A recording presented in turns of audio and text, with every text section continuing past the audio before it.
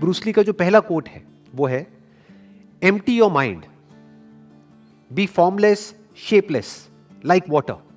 If you put water into a cup, it becomes the cup. You put water into a bottle and it becomes the bottle. You put it in a teapot, it becomes the teapot. Now water can flow or it can crash. Be water, my friend. हम जब भी कुछ भी करने जाते हैं तो पहले से ही जो हम करने वाले हैं उससे रिलेटेड हमारे माइंड में बहुत कुछ भरा होता है. फॉर एग्जाम्पल, अगर ब्रूस ली के ही स्टैंड पॉइंट से समझा जाए कि किस कॉन्टेक्स्ट से बोल रहे हैं, तो आपका जो ओपोनेंट है, वो जो सामने वाला है, उसके बारे में आपके माइंड में पहले से कुछ भी नहीं होना चाहिए. पहले से प्री कंसीव नोशंस नहीं होने चाहिए, क्योंकि हो सकता है पहले से जो आप सोच करके जा रहे हो वो बंदा अपना स्टाइल ही चेंज कर दे. वो पिछले कई सालों से मान लो एक तरीके से लड़ रहा था, तो उसी के बेस पर तो आप अपने माइंड में ये बिठा सकते हो कि मेरी क्या स्ट्रैटेजी होनी चाहिए इससे लड़ने के लिए.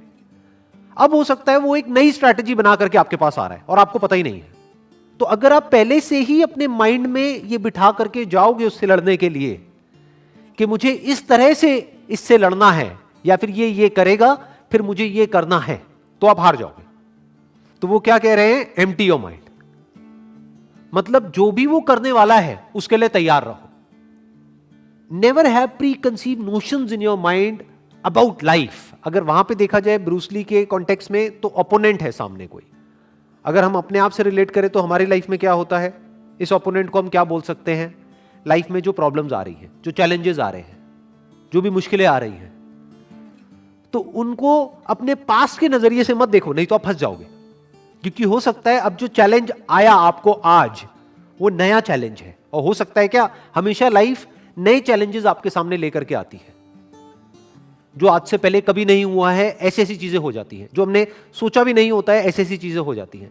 तो अगर उन प्रॉब्लम्स के हमको सॉल्यूशंस निकालने हैं तो हमारा माइंड पूरी तरह से खाली होना चाहिए उस प्रॉब्लम से रिलेटेड. जो भी कुछ हमारे माइंड में पहले से भरा पड़ा है उससे.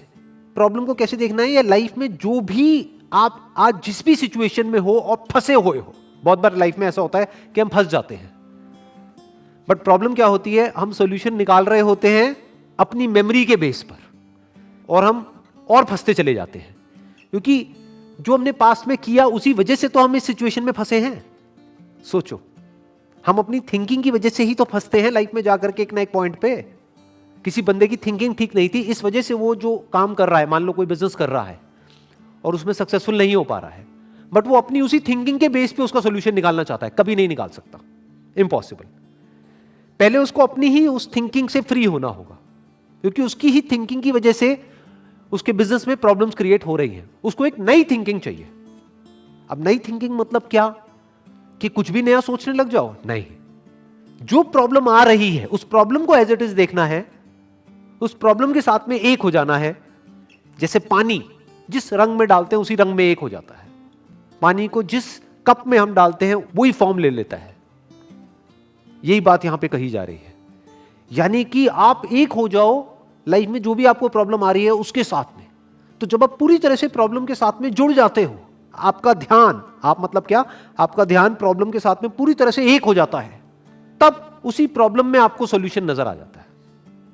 पानी की क्या खास बात होती है कि सामने जो भी सिचुएशन होती है उसके हिसाब से एक्ट करता है. अगर रास्ता नहीं है तो रास्ता बना लेता है. रास्ता छोटा है तो पानी छोटे से छोटा हो जाता है. अगर मान लो रुकावट बड़ी है तो पानी फुल फोर्स के साथ आता है और किसी भी तरीके से उसको तोड़ता हुआ आगे निकल जाता है. तो पानी is softer then the softest and harder than the hardest, and not और. ज्यादातर लाइफ में या तो चीजें हार्ड होती है या सॉफ्ट होती है. पानी की क्वालिटी क्या है, it is lighter than the lightest, softer then the softest and harder than the hardest. कि पानी अगर अपने पे आ जाए, जैसे कि सुनामी आती है, तो बड़ी बड़ी बिल्डिंग्स भी उसके आगे नहीं टिक पाती है.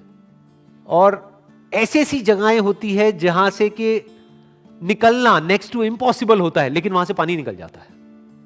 क्यों? क्योंकि it is flexible, it is softer then the softest. उसकी पहले से कोई फॉर्म नहीं है, पहले से कोई शेप नहीं है, तो इसलिए वो कोई भी फॉर्म ले सकता है, कोई भी शेप ले सकता है. जिसकी पहले से ही कोई फॉर्म है तो उसकी फॉर्म टूट जाएगी अगर उसको कोई नई फॉर्म लेनी है तो. अगर मैं इसका एक प्रैक्टिकल एग्जांपल दूं, 2 रिलीजन्स हैं और उन 2 रिलीजन्स की 2 अलग अलग बुक्स हैं, और दोनों में कुछ बातें सही हैं, कुछ बातें गलत हैं। अगर आपको दूसरे की बुक में से जो बातें सही है उसको सीखना है, उसको समझना है, तो पहले आपको न्यूट्रल होना पड़ेगा, पानी के जैसा होना पड़ेगा।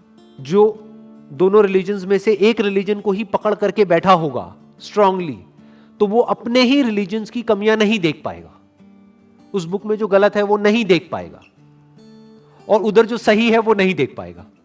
बट अगर कोई पानी के जैसा है, यानी वो किसी एक को नहीं पकड़ रहा है, उसकी कोई फॉर्म नहीं है, तो अब वो कोई भी बुक पढ़ सकता है किसी भी रिलीजन की, और उसमें से जो सही है उसको निकाल सकता है और अपनी लाइफ में उतार सकता है और अपनी लाइफ में चेंजेस लेकर के आ सकता है। तो ये बात यहां पर कही जा रही है कि लाइफ में अगर आप एक्चुअल में ग्रो करना चाहते हो या फिर अनस्टॉपेबल होना चाहते हो in the real sense, not theoretically but actually, तो उसका सिर्फ एक तरीका है, you need to be like water. Next quote is, do not pray for an easy life, pray for the strength to endure a difficult one. Do not pray for an easy life. क्यों? क्योंकि life तो easy है ही नहीं। तो अगर आप एक easy life के लिए प्रे कर रहे हो तो आपकी प्रेयर ही गलत हो गई, आपकी एक्सपेक्टेशन ही गलत हो गई। आपकी एक्सपेक्टेशन ऐसी हो गई जो कभी पूरी हो ही नहीं सकती। कोई इंसान तो क्या, भगवान भी आपकी एक्सपेक्टेशन को पूरी नहीं कर सकता अगर आप कहते हो कि मुझे एक आसान जिंदगी चाहिए। आसान किसी की नहीं है जिंदगी। जो पैसे वाले हैं, मान लो कोई बच्चा है, वो किसी बहुत पैसे वाले घर में पैदा हो गया है, अरे उसकी अलग प्रॉब्लम्स है, और जो एक गरीब घर में पैदा हुआ है उसकी अलग प्रॉब्लम्स है। ऐसा नहीं है कि उसकी लाइफ में कोई प्रॉब्लम्स ही नहीं है, ऐसा कोई नहीं है। तो क्या कहा जा रहा है कि अगर प्रे करना ही है भगवान से या जिसको भी आप मानते हो उससे प्रे करना ही है, तो ये करो कि हे भगवान, मुझे एक आसान जिंदगी मत दो, क्योंकि जिंदगी तो आसान है ही नहीं। मुझे स्ट्रेंथ दो कि मैं एक मुश्किल जिंदगी को भी एंड्योर कर सकूं, सह सकूं। यानी मेरी सहन शक्ति को बढ़ाओ भगवान, मेरी स्ट्रेंथ को बढ़ाओ, मेरी पावर्स को बढ़ाओ। मुझे ऐसा बनाओ कि मुझे जिस भी माहौल में डाल दिया जाए, चाहे वो माहौल कितना भी अनकंफर्टेबल लग रहा है, मैं उसको सह सकूं। फॉर एग्जाम्पल, अगर आपको एक अच्छी बॉडी चाहिए तो उसके लिए दर्द सहना पड़ेगा, तो भगवान से प्रे करना ही है। तो भगवान से ये मत प्रे करो कि हे भगवान मेरे को एक अच्छी बॉडी दे दो। भगवान से प्रे क्या करना है कि हे भगवान मुझे शक्ति दो कि मैं उस दर्द को सह सकूं जो दर्द मुझे होने वाला है जब मैं अपनी बॉडी को बनाऊंगा। तब लाइफ में जो मुश्किलें हैं उससे लड़ने की ताकत एकदम से नहीं आती है। तो अगर आपको एक आसान जिंदगी मिल गई तो हो सकता है आपको यह भी लगे कि मेरे साथ में अच्छा हो रहा है, लेकिन एक्चुअल में आपके साथ अच्छा नहीं हो रहा है, बुरा हो रहा है।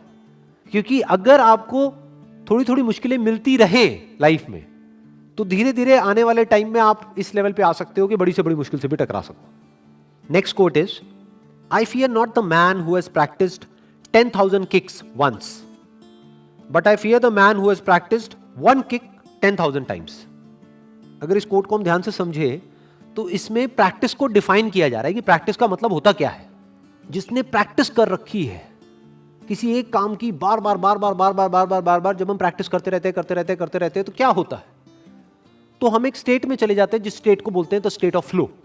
और स्टेट ऑफ फ्लो में क्या होता है कि वो काम अपने आप होने लग जाता है। एक है आपको सोच करके एक काम को करना होता है, तो बीच में एक फिल्टर आ गया।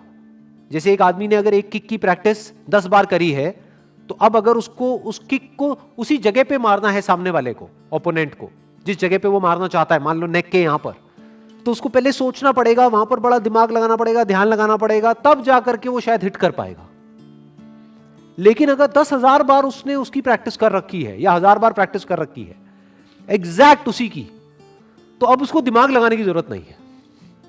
या ये कह लो, ये जो दिमाग लगाने का काम है ये इतनी तेजी से हो जाएगा कि पता भी नहीं लगेगा, ऐसा लगेगा कि दिमाग लगा ही नहीं है, वो गैप बीच में से हट गया।